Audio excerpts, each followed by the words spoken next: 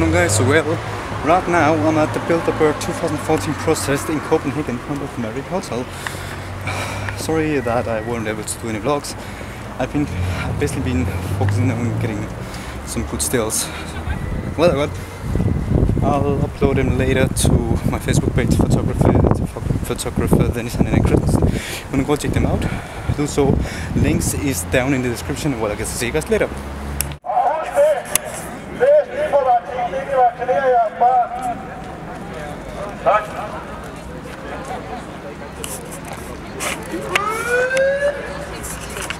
For slet ikke at tale om aspartam.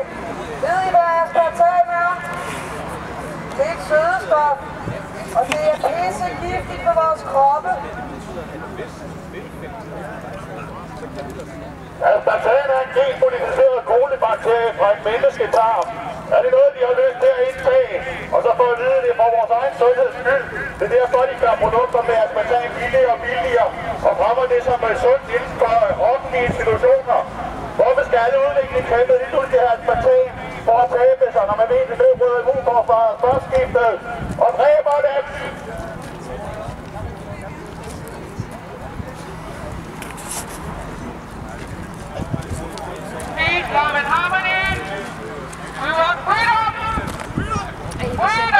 Ja, ikke?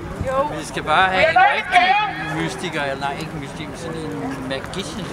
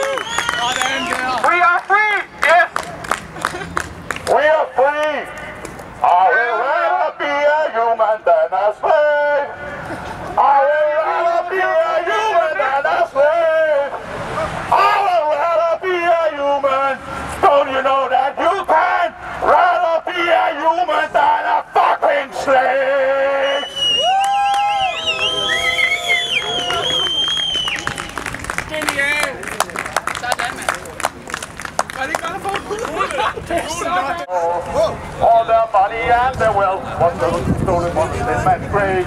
A bunch of Nazi pigs they are, the money and the grave. The money was just a puppet in the world order. His ideas were never real. Bush and Obama is kind of story. Will we ever learn our lesson? Will we ever free ourselves?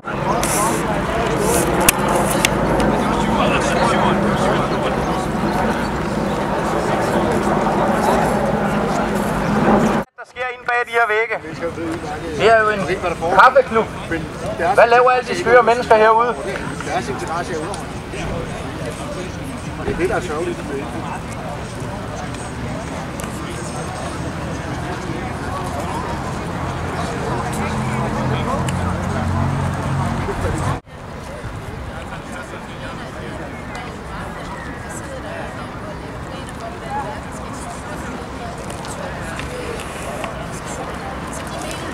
Det er ikke noget, vi mener, det er noget, vi ved.